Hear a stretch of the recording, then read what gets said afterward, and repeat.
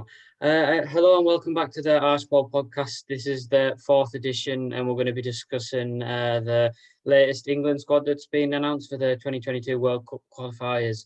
I'm joined today with Jack Babe, Callum Owen, and Kane Smith. Right, so let's get into it straight away with some of the controversial inclusions already. So probably start with Eric Dye. I think that's the best place to start.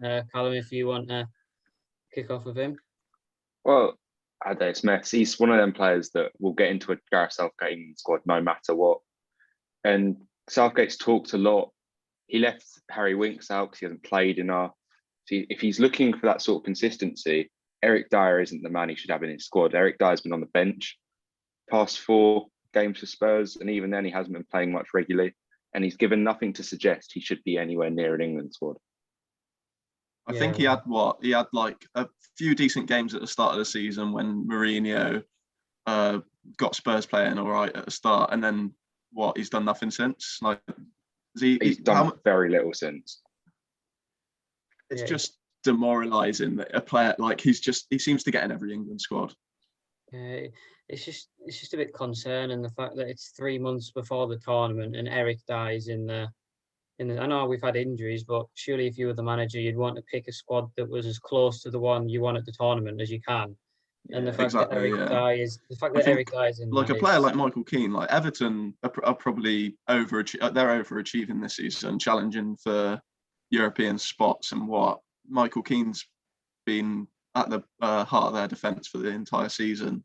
I think you'd rather give a player like him minutes for the England squad than someone like Eric Dyer, who hasn't even really proved himself at all this season. Yeah, definitely. 100%. So obviously we've just discussed him. There's obviously the likes of who else have we got? Kieran Trippier in the team after. It's another joke. Yeah, it's not looking good. It's more the dropping of Trent Alexander-Arnold, which is the big decision, really. Because what did Southgate say? He said that he just. I haven't got the quote in front of me, but what he's effectively said is his form hasn't been good enough to justify a spot, which is it's not unfair. He has been out of form. He's been better recently. He got a lot of stick in the middle of the season. He deserved it. But as we're getting closer and closer to the Euros now, he is starting to find form again. And I don't see how a slightly out of form Trent is left out. But Kieran Trippier, who since the 1st of December has played 5 games, and how he's suddenly on an excellent run of form. I can't see the logic in it. It's baffling, isn't it, really? There's quite a few contradictions in Southgate's reasoning. He's sort of alluded to the fact that he's picked it based off form, which explains obviously players such as like Ward-Prowse who's playing well and Saka and Bellingham, but he's putting Eric Dyer, as we said, because of form and stuff, and Trippier but because of form. But both of them have played really bad, which just doesn't make sense at all. So obviously he's had to bring in John Stones, which is a no-brainer, but that's obviously meant there's one less spot in that defence. But in my opinion, there's just too many defenders in that. And me and Tom were discussing earlier. We were saying that by having that many defenders in, it's likely he's going to be going with the back 5, I'd imagine, because there just seems far too many. It's two right backs, 2 left backs, and 5 centre halves, Tom, or something. Yeah, I think there was five out and out centre backs, and then you've got 3 Rice. right backs. 3 right backs. You got five out and out centre backs, and you've got Rice and Walker that can also play in a back 3. So you got 7 players that could play in that 7 out of 26 that can play in a back 3 is just a waste. Yeah, and let's not forget he's going to have to chop this down to 23 when time comes around for the Euros. So, and I don't see him chopping out many of those defenders for some reason. I don't know why, but yeah, it's an odd one. It's just bizarre. Yeah, it's not looking good. And I can't see his logic. Yeah, and obviously we were saying picking off form as well. You've got Chilwell, who a lot of Chelsea fans have been impressed with recently. He's obviously been dropped for Marcus Alonso, and then obviously you've got his counterpart Aaron Wan-Bissaka, he's the right, Cresswell on the left, who's been playing quality for West Ham, and again not in the team. If he's picking on form, you've got to put players like Cresswell in. You've got to put maybe even Craig Dawson. I'm sure. Yeah, over Eric Dyer, you've got to put Craig Yeah, Dawson in. exactly. Yeah, It's just a big. it's not the first time Southgate's contradicted himself either. Like I'm pretty sure when the whole scandal with Greenwood and Foden happened, he left both of them out of the following squad. And then didn't something happen with Tammy Abraham's was it Tammy Abraham's birthday, where a few of the England players broke rules? Sancho, and they were all in the next squad. And it was like, it's just this clear contradiction of like, he said that he was leaving Foden and Greenwood out of the following squad because of their actions breaking the rules, and then other players do it. And he does have his favourites, especially Eric Dyer. Tyrone Mings is in there, and he's probably not as poor as Eric Dyer, but I wouldn't say he particularly deserves to be in the squad ahead of other players. I reckon the reason that Tyrone Mings is in there, because as I just said, but it's likely that we're going to be playing a back five with the players. So by having a left-footed centre half, it's just something that fits the system. I think that is definitely what helps him out. I think that's also a fact with Reece James. I haven't watched much Chelsea, but from a few of my mates who are Chelsea fans, they haven't been that impressed with him this season. I think a lot of them thought he was going to kick on this season, and he doesn't seem to have like hit the heights which a lot of Chelsea fans thought he would. He might do in the next couple of seasons. He's definitely got the ability to. But I think what's helped him a lot, what could help him getting into the side in the summer, is that Tuchel's deciding to play this three at the back, which means that he's probably going to be one of the only players used to playing a three at the back formation throughout the season into the summer, which could be quite useful, to be fair. Just to say one more thing about, I've only just sort of noticed listening to you guys talk, but there's 10 defenders, and I think either it's personal, but I don't think it would be up for much debate that 5 of them are questionable, and 3 months away from a big tournament that we've got a genuine shot at. We're a good team now.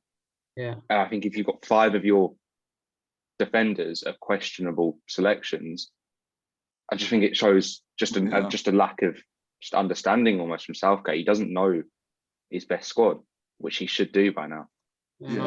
3 months before tournament, you've got to know your team. And Yeah. by this, it's two bads. By this, he just either doesn't know his team, or he knows what he wants. He wants something like that, and that is concerning. Yeah. So it's not looking good either way. Definitely. If this was the squad back in October or something, I don't think anyone would really care. But Twitter's almost gone into meltdown because this is very close to the tournament, and it doesn't look like a good enough squad to take. Obviously, we've got injuries and players that will come back, but there's still a lot of players who haven't made the squad who are fit that look like better options than some of the players that are in there now. I think that probably takes us on to a good debate on to Ollie Watkins and Patrick Bamford, because the former has made the squad, whereas he's definitely been a good player this season. But would we say that Bamford deserves it more? Or I think checking the other day, Watkins is about 10 goals or something, which is decent. I've got it here. How many's he got? So this season in total, he's on 30 appearances, 12 goals, 3 assists. Whereas Bamford's on 28 appearances, 13 goals, but crucially 6 assists, and in less minutes as well. Yeah. But both of them, this is their first proper season in the Prem. Obviously, Watkins came from Brentford for quite a hefty price tag. Bamford has had experience with Palace, and I think he might have played a couple with Chelsea, was it, when he was younger? But this is both their first proper season, and they're both doing well. The only thing I'd argue is I think that Calvert-Lewin and Watkins are arguably a bit similar. Yeah, seems like a waste of inclusion. Calvert-Lewin's more of a dominant presence in the air, and Watkins is maybe a bit more in behind. But by having Bamford, then you've got someone more similar to Kane that can sort of probably play better in that system, dropping in as a false 9 and letting the winger spin in behind. I think either of the options, both of them have had good seasons. So whichever one you left out, you're always going to probably go, the other deserved to maybe be in the squad. But yeah, I think also I guess with Bamford, you've got to take into he's playing for a lead side where he's getting a lot of chances every week, isn't he? Really? Yeah, true. I think they do create a lot of chances. Yeah, I think both of them would have been good shouts, but it's a nice debate. I think in the long run, I feel like Bamford would probably be a better shout to go in the squad for the Euros if one of them was to go in there. Yeah. But I don't think the debate should be between Watkins and Bamford. I think, obviously, Harry Kane will always be in the England squad. Yeah. And I think there should only be one more striker in there with him. So the debate should actually be between Calvert-Lewin and Bamford. Yeah, I feel Watkins is a good player, but he shouldn't be near the squad. Yeah, I feel like in the end, yeah, you're right. It will probably only be two strikers, and I feel like Calvert-Lewin just brings something a little different to. I feel like if you're going to bring someone off the bench, Calvert-Lewin's probably going to give you more of a shot of getting a goal. Yeah. Okay, just skipping back a set. I think it's fair to call out Sam Johnston, Connor Cody, Luke Shaw for all getting in the team. Obviously, Luke Shaw was probably most likely to get in there because he's been in a really good run of form, and I'm sure Kane will tell us about it in a minute. I'm finding a stat. For you. Okay. Certainly John Stones as well. Yeah. John Stones as well was always going to be a dead cert.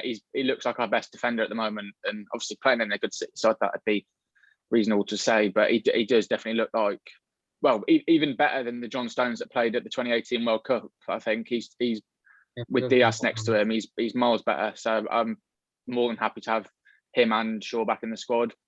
What's will be interesting is if Stones is as good of a player when he's not with Diaz, he has to be able to be as strong with Harry Maguire or Connor Cody next to him. I think it's quite good that especially after, because I think everyone thought that it was probably going to be Maguire and Gomez at the start of the season, and then Gomez got his injury, and it was kind of up in the air. Like Maguire, especially at the start of the season, Maguire he had played poorly against Spurs and had a poor international break, and neither, like, Maguire looked like he wasn't in amazing form. Gomez gets injured, and it was kind of up in the air about who would play in the middle, but it now looks like it's like definitely going to be Maguire and Stones, and that seems like a solid back two to have, I'd say. It seems like a decent pairing, especially for international as well.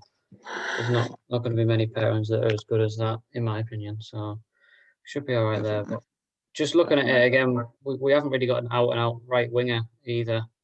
I know obviously Sterling likes to play off the left whenever he plays. I think Saka's probably. Yeah, but likes to play on the left, and obviously Saka's a left-sided player as well. So there's no out-and-out right winger. Yeah. Anyway, moving back onto Luke Shaw, I found the stat, and according to Who Scored, he's created more goal scoring chances than Lionel Messi and Cristiano Ronaldo combined in 2021. Fair play. That's not bad, is it? He changed player. That's mental, isn't it? That is mental. I refuse to believe he's created more chances than Messi in 2021. So 3 months. So in 2.5 months. 2.5 months. I mean, he has been very good. Yeah, it's only I think it's only the top 5 leagues as well, like the actual league. But I think that's just a testament to how well he's played, because he's genuine. A lot of people were saying, and I agree, that Bruno Fernandes is most likely going to get our Player of the Year, but Luke Shaw is just pulling out 8 out of 10 minimum performances week in, week out. Yeah, and it's just it's really impressive. Yeah. He has really found consistency. I'm so happy for him, and I think this England call up for the first time since 2018. I think that he's got called up, and it's just like a good indicator of how he's like kind of revived his career, because 2 years ago no one would have thought that Luke Shaw would be this good in 2021. No way. Definitely doing well. It's obviously good for England as well, because we obviously don't really have that many other left back options. I mean, we've got a lot on the right with Wan-Bissaka and Trent not even making the squad, but obviously left back it's not very deep, is it? So it's good that Shaw's decided to pull something out of the bag. Definitely. But yeah, and we need to talk about Jesse Lingard as well. Yeah, And Definitely. he certainly deserves to be in the squad. He struggled. He'd only played, I think, something like four games all year in every competition for Man United. Goes to West Ham. He's on four goals, 2 assists in 6 games, I believe, which is brilliant. And actually, his inclusion will help Southgate a bit, because if Southgate wants to bang on about how about players' forms, I'm not sure there is a more informed player than Jesse Lingard in this squad, apart from maybe Luke Shaw. Yeah, no, Lingard's been on fire, isn't he? He's definitely probably the most informed player there. Yeah. I agree. Yeah. I think he's been informed, but he's also been quite lucky with other players' injuries. Because Maddison and Grealish have both got injured since he went to since he started at West Ham. He's been in definitely good form, but I think if they were fit, he might have not made it. But it's testament to him to. I don't think any United fan would have. Most United fans knew that he'd kick on at a team like West Ham, where the expectations aren't as big, and he could have just got to playing football again. He was never going to play with Bruno Fernandes in his position, but it's definitely good that he started playing football again, and he's playing like he did it, like he was in 2018. Yeah, as you said, maybe injuries is paved the way for him. So I think that's quite an important thing we need to talk about. So notable injuries from this squad: we got Jordan Henderson. Obviously, would probably definitely be in there. I don't think there's any reason why not. Obviously, Grealish is a dead cert for that squad as well, as far as we're concerned. Jadon Sancho just got a little injury at the moment. He'd definitely be in that, and that solves the right winger issue. He'd definitely be probably that starting right winger. And then who else we got? Who else we missing? Madison as well had a great season, and Harvey Barnes as well, who could arguably be in there as sort of that 23rd man at the bottom of the squad. So there's sort Jordan of a Pickford good injured, and Pickford of course as well. But he'll probably come back in for Johnson, or maybe one of the two, depending on how well Johnson does, if he gets any playing time. But yeah, we've got 5 players there that could easily come back in, and we've got 26 men on this squad at the moment, and it needs to be 23 men by the time we get to June when the tournament starts. So you've got to chop 3 men out of here, and then you've also got to get probably those other 5 back in. It's going to be a big shake-up. And then you've got Trent as well that's got to sort of be back in there as well. So there's like nine people that aren't in this squad that have probably got to be about 6 players that aren't in the squad that have got to be back in, as well as getting rid of another 3 as well. Yeah, definitely. It's not an easy. Like, I think we all give Southgate some stick, but it's choosing an England squad is definitely not easy at this moment in time. And I feel like no matter what happens in the summer, people will be disappointed that a player's left out. Yeah, just going off that then. If everyone could choose sort of like a few players to be chopped out, who would you take out? Because there's a lot of players that are very deserving of a spot in there, like Ward-Prowse and Bellingham, but they're maybe the ones more likely to not be in there by the time we get round. So who would you guys take to choose out? For me, Eric Dyer Phillips isn't getting in there. Yeah, Kieran Trippier. Yeah, and it'd be harsh, but Ollie Watkins. Yeah, I don't think there's a need for him to be there. But I mean, they're the clear ones that shouldn't be near this squad. Yeah, they're probably the ones that you chop out, and then you've got to change other people for the injured and other people that aren't in that hopefully are going to be in. So obviously he's got a tough decision to make. It's just hopefully for once he can make the right one. Go on, okay.